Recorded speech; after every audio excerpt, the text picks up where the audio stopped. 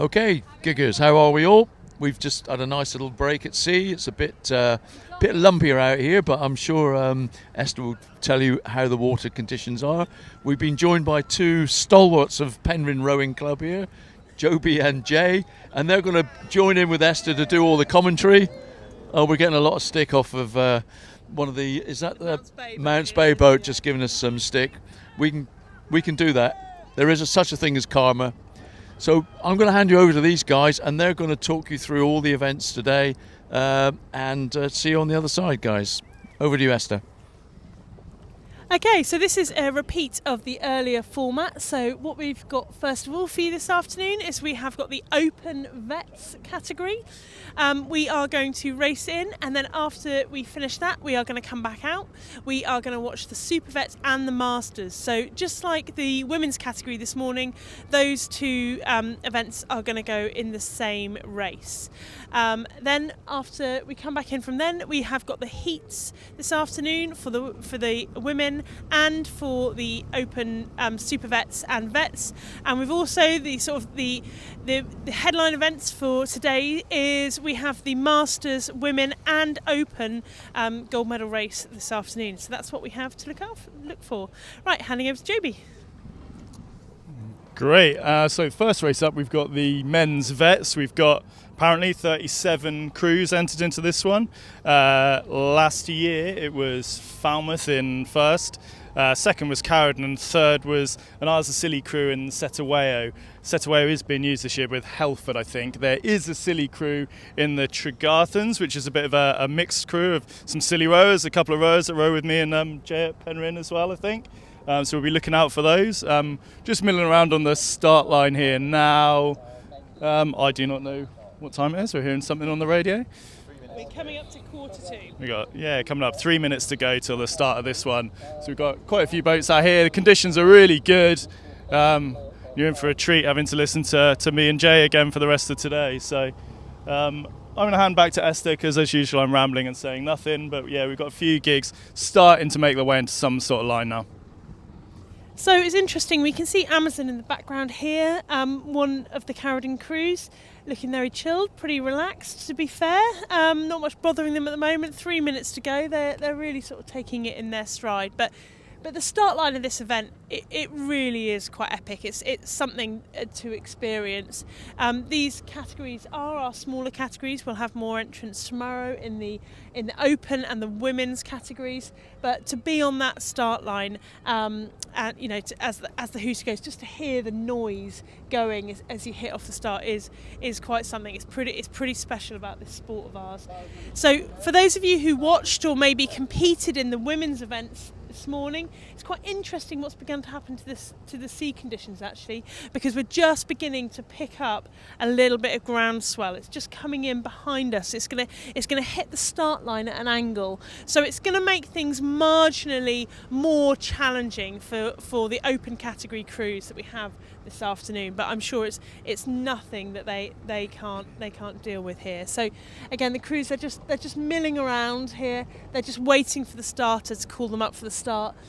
Just a reminder for those of you who, like me, haven't been out here for a few years or perhaps are new to the sport, what happens in this St Agnes race, this is the seeding race, so we're seeding for the heats.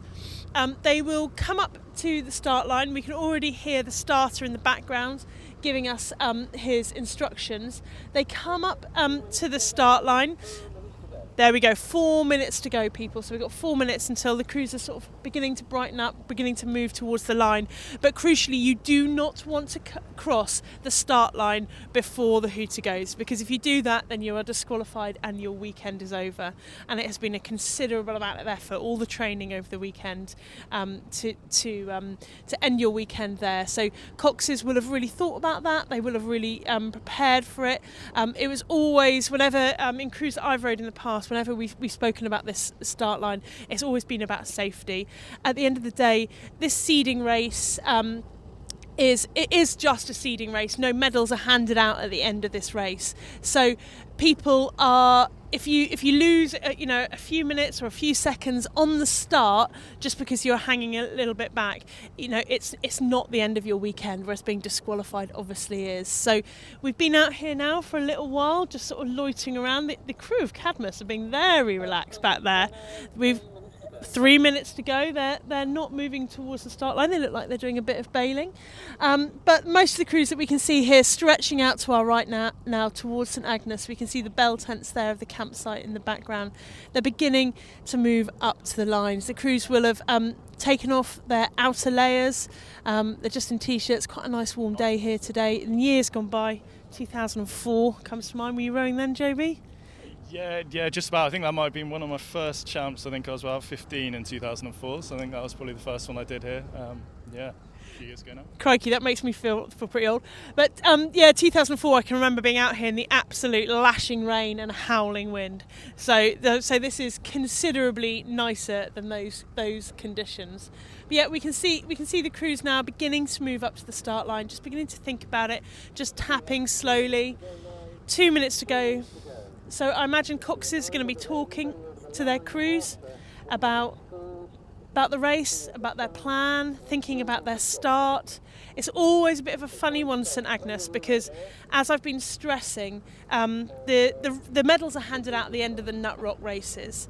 For the Masters, that will be this afternoon. For the veterans and the super vets, that will be tomorrow morning. And for the open categories, that is going to be on Sunday afternoon.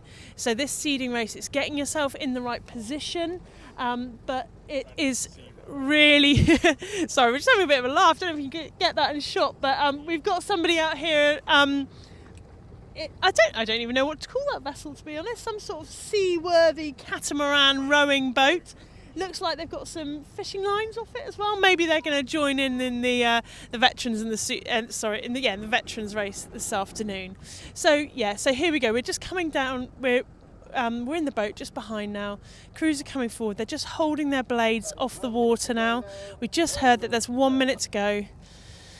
So they're just thinking about it. Deep breaths at this moment. Last moments to get comfy. Make sure your feet are nicely strapped in if that's how you like to row. Make sure your seat's comfortable.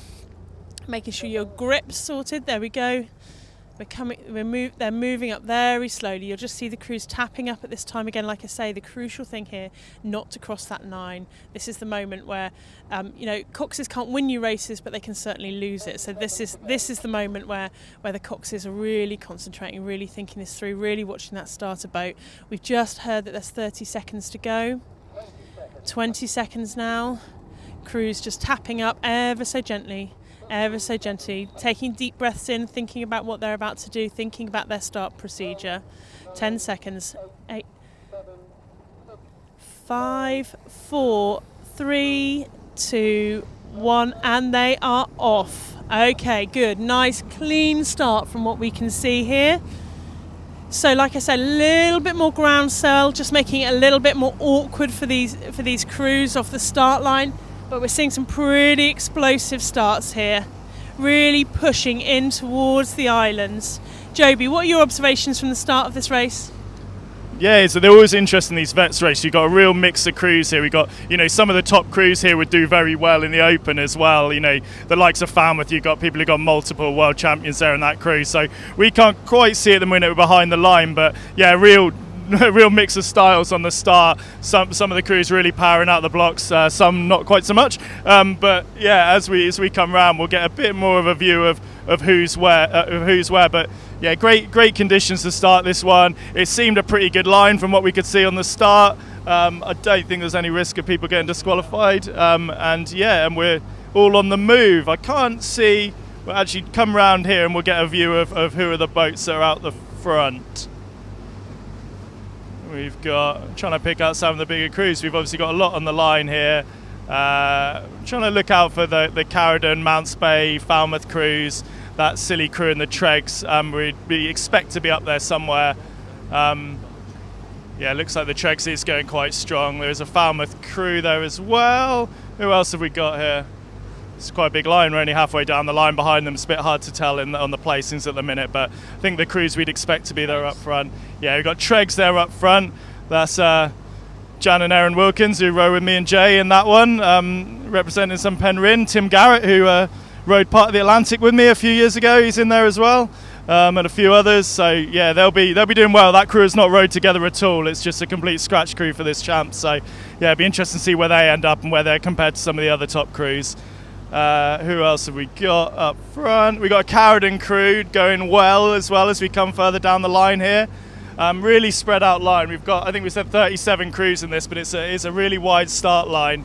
So it's going to be quite hard until we get alongside St Mary's into the Stevel to really see where people are panning out. But yeah, we've got Mount Spey, by the looks of it, doing quite well. We've got Carradine quite well. We've got Treggs up there on the other side. But yeah, as we say, till we start getting into St Mary's, you can't always tell, where the line favours. There is a bit of tide running at the minute, which can help out. Don't ask me to tell you what the tide does out here. It's a bit confusing. You should know, Jovi. I should know the tide. They're telling me, but Rafe doesn't know either. He admitted that. We've got no idea what's going on. But I'll pass back to Esther, because again, I'm rambling. Okay, so yeah, what we're beginning to see now is we're beginning to see this race really stretching out. To be fair, that Carradine crew really has made quite the move on this half of the field. I think they're a good, they're a good probably 10 boat lengths up from where we are with the main base of the field. So Carradine really have had. I mean, I think to be fair, Carradine's vets, as well as many of their crews in the open categories, are crews to beat, absolutely, and they're showing that here in the open category from the earliest part of this race. So we're beginning to cross now straight into St Mary's. So at this point we would expect the sea conditions to begin to flatten out, favouring maybe some of our less experienced crews. I mean, it's no surprise to us that Carradine really are dealing with these conditions well. Many experienced rowers in that boat. So who can we see at the moment? We can see Langston here. They're behind us, going very nicely, looking really well. The crew I'm desperately sort of panning around trying to look for is last year's champions Falmouth. We can't see them at the moment, but as soon as we get a sort of a picture of where they are in comparison to the Carradine crew, we will let you know. So we're now approximately 3 to 4 minutes into this race. So we're thinking about race strategy and what we're doing here. We're just trying to sort of settle down now into that sort of regular race pace. So what we're looking for a race pace is probably anywhere between, I would say, 32 to 36 strokes per minute. 32 would be very controlled, 36 would be begin to pushing it. When we see those finals tomorrow, particularly in the open categories, that's when we'll probably see those stroke rates begin to push up into the 36 to 40 realm. But for this St Agnes race, it's a long race, it's about 20 minutes of rowing. Really the priority here is just to conserve your energy, because for many crews, the objective will be this afternoon to get into that top 12, to get into that Nut Rock race, and then they'll be in Nut Rock. They'll be in these shorter races. The fastest crews over the years in really good conditions have done that Nut Rock race as quickly as 9 minutes. So that really is kind of middle distance if you're thinking about it from a running perspective, aerobic ability. So that's what these crews will have been training for. That's when the medals are given out. It's not for this afternoon's seedings race. This afternoon's seedings race is just about placing your crew, making sure that if you are one of those competitive crews, you are on those top heats, because once you're in those top heats, that's when you are in a position to perhaps get a medal, to get onto that podium on Sunday evening. So the men's veterans from Falmouth are just coming into view for us now. So I think it's fair to say the Carradine crew have quite an established lead here,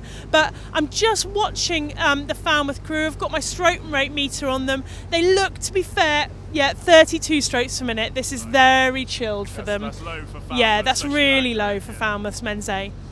Afternoon, giggers. Jay here again. So just looking at the racing, we're just gone 6 minutes into the race now. So all crews, as you can see on the footage there, they're going into their stride, nice and comfortable, making sure they're getting their clean catches together, big hard finish to the end there, just to get that boat running at optimum speed. But as Esther said there, just Carradine clearly plumbing away every stroke, just inching away. What's quite interesting at the moment, you've got Falmouth having a bit of a tussle with Bude, and then just on the outside there, like Joby said, Jan and Aaron, who we're rowing with in the Open for St Mary's, just behind them. So it's going to be a bit of a battle for second place. Like I said, we're just gone 6 minutes, so they've got another good 14 minutes of rowing here. What are your thoughts, Jobs? Yeah, it's an interesting one. I think these St Agnes races, you can never really tell where they're at, but Carradine making a statement there. Carradine, they're rating up a little bit more than the rest, but they've got they're probably 6 or 7 lengths clear, Carradine. Actually a Bude now, and then you've got Falmouth and in the Arwennick and Treggs, which is the sort of silly mixed crew, right alongside each other. So it's going to be quite fun there as we come along St Mary's inside the Newman, see if they battle or see whether they keep the powder dry a bit for the Nut Rocks. But yeah, then you've got a gig over the far side, can't quite make it out. Gwynnies, where are they then? Possibly they're in the purple gig on the other side. Yeah. Trying to look at a thing, I'm pretty blind, I can't tell who's who here, but yeah, we've got, again now it's Carradine sort of settling into it, look like the rates come down a bit, putting that sort of trademark lean on it, Carradine going really nicely, and then Bude going really strong in second now, clear second from the Treggs, and then Falmouth actually probably in fifth now. We've got the one over the far side and another one outside that, is it another one on the right on the far side. So yeah, some good racing here going on, and interesting up front. There's probably a pack of this top group that we're going to see in the Nut Rock races are probably breaking free a bit. I think that sort of top 12 are going to be relatively clear, and then a bunch behind them. But nice rowing. Carradine are really settling into this now, looking really strong, really good. Is it Bude look like they're rated up a bit more, but they're going well as well. And then we've got Treggs and the Falmouth crew, very different styles of rowing usually, but they're both rated pretty low, I'd say, at the minute. Yeah, Bude on 36, so they are rating probably a fair bit higher. So Treggs, I mean, Jan and Aaron there, we know about this, the pain of leaning back. They're usually longer stroke rate. Yeah, trying to work on that boat run, that'll be what they're doing. They'll be pushing that boat run in the Treggs. Yeah, they are. It's going to be quite a nice race between these three. Carradine, you'd have to say at the minute, unless something disastrous goes wrong. I've got it in the bag here. But then you've got Bude, Scilly, and Falmouth. Quite a nice little row here. It'll be interesting to see whether they push it much as they go in. I know they're comfortable in the heat, but yeah, nice bit of rowing here. As we say, you can't quite tell where it's going to end up in the next races. I believe didn't Carradine have a dropout last year for the World Champs, and Falmouth got the Super Vets last year, I'm pretty certain. But yeah, they did, didn't they? Yeah. Falmouth got in the open categories. They won both the veterans and the super vets. But just looking at them again, the priority for this heat is just this seeding race is just to get into that top heat, and then tomorrow morning is when there's the potential to win the medals. So I mean, we're seeing a real battle here. It really looks like our Wenwick, the Falmouth crew, are beginning to move up on the Tregarthen's crew that we've got here. But the Bude crew, Lockie just tells me they managed to win a regatta in, was it Bermuda this year? So, and he said they were looking really good then. I have to say, their style here is looking fantastic. Do you agree with me there, Joby? What do you make of the style going on in the Bude boat there? Yeah, it is, yeah, it has. And I think they've actually settled it a little bit. I think they were pushing the rate a little bit more. Falmouth having a bit of a squeeze now. Like we say, it's so hard to tell what they're holding back. I mean, you can see the real difference between the Treggs. That stroke of Aaron there in the Treggs is much longer. But they're probably not all at that full pace like we're going to see in the Nut Rocks. But I think beautiful. Look, it's a lot more punch, isn't it? It's more on the front end there. Not a huge amount of boat run, but it's worked for them. They've got themselves in some clear water and have been doing, it's good racing. You've got those four really now. Bit of a gap, haven't we, from Bolt and then Poor Thirst, is it? The purple one over there, and Lockie on the far side. So, yeah. The battle's on for 8.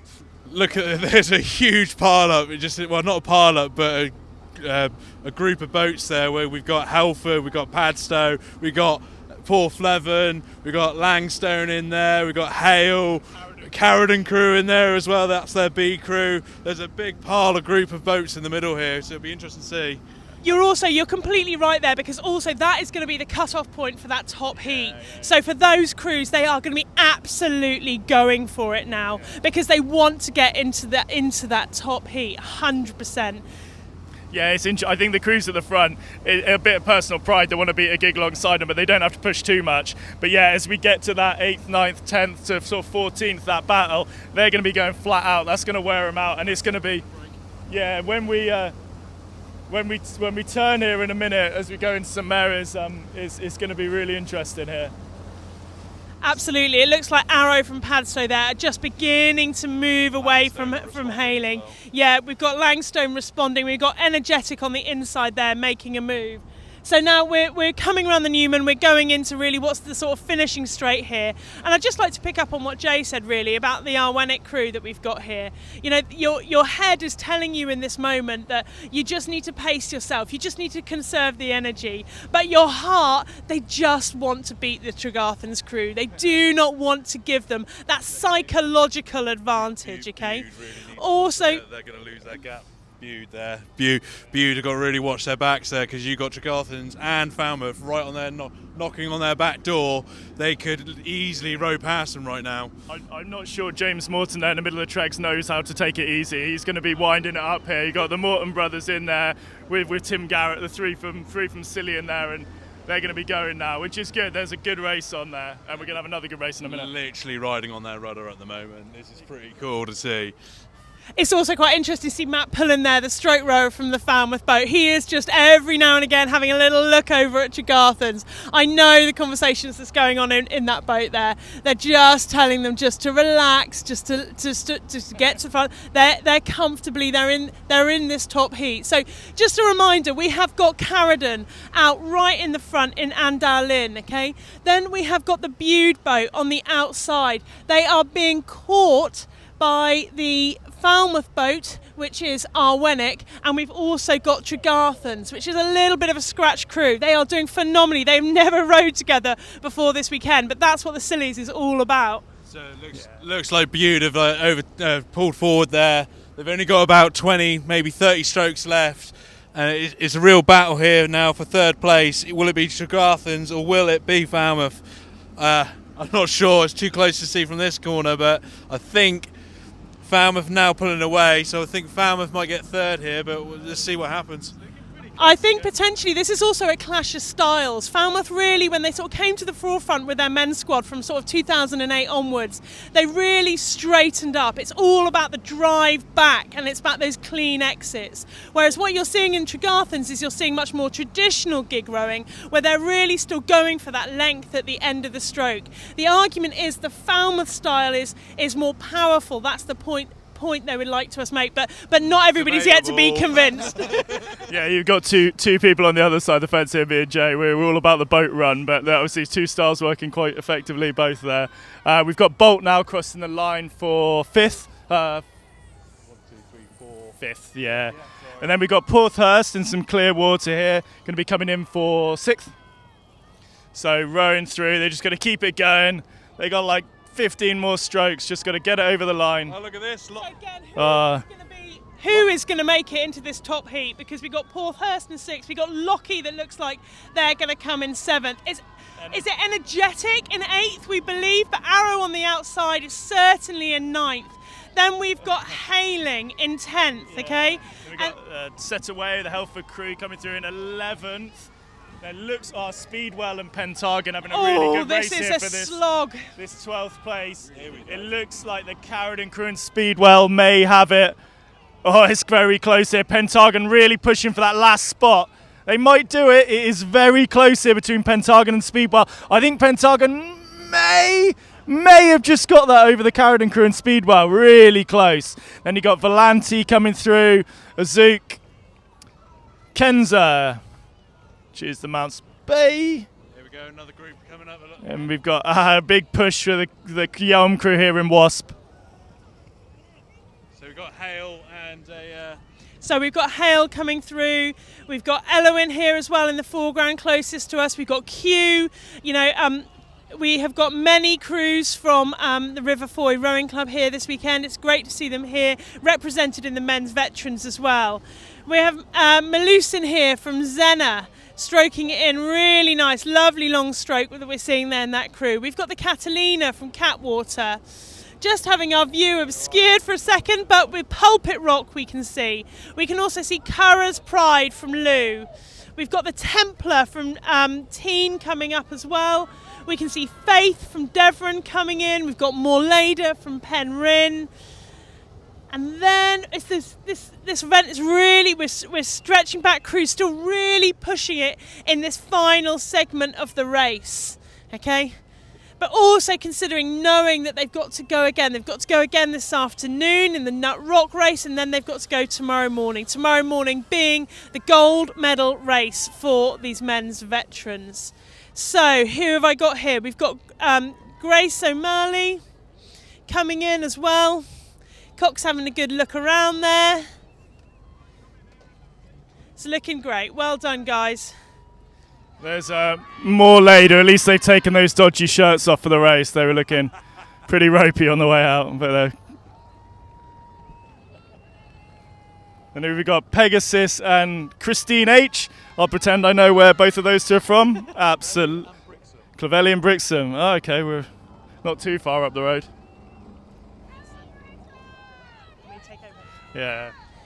It's also really great to see the support that we've got here today. We've got a whole host of people up on the quay, cool, cheering in their club mates, their friends, their family. We've also really good to see the support boats absolutely fully loaded this afternoon, supporting these Friday races. And this is only going to get better during the weekend as well.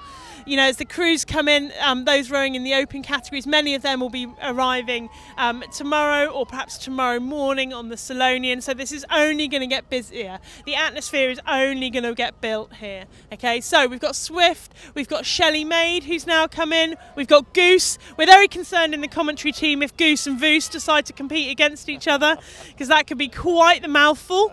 We've got Volt over there on the outside. We've got Brew coming through here. And then that's it. We're coming to the last three boats here now across the race. Okay. Is it a Dutch crew, are we saying? It's Penzance and Newlyn. It's Penzance and Newlyn, and we're going to say they've got a distinctive boat name. That's what we're going for here in the commentary team at Gig Row this weekend. We got Seven Spirit, and then here coming across the line, Iceni, keeping their stroke rate nice and high as they push for the line here. In the awesome rowing club. The awesome rowing club, and they've come from, is it the southeast? Am I saying Essex? Are we? Yeah. Okay, please correct us. We would love to know. Apologies, anyone from that club who wants to correct us, come and have a chat to us at Gig Row. We would love to know the story. So just let us know. So that's it. So that is the men's veterans St Agnes seeding race completed for this afternoon. We are going to be back shortly, where we are going to bring you the Nut Rock races from the women's vets and the women's super vets. Yeah, okay. Sorry, we're just being corrected. We're now going back outside. We're going for the men's super vets and the masters next. So just like the women this afternoon, the open category is also the super vets and the masters are going to be going together. So stay with us for that commentary too. Thank you very much.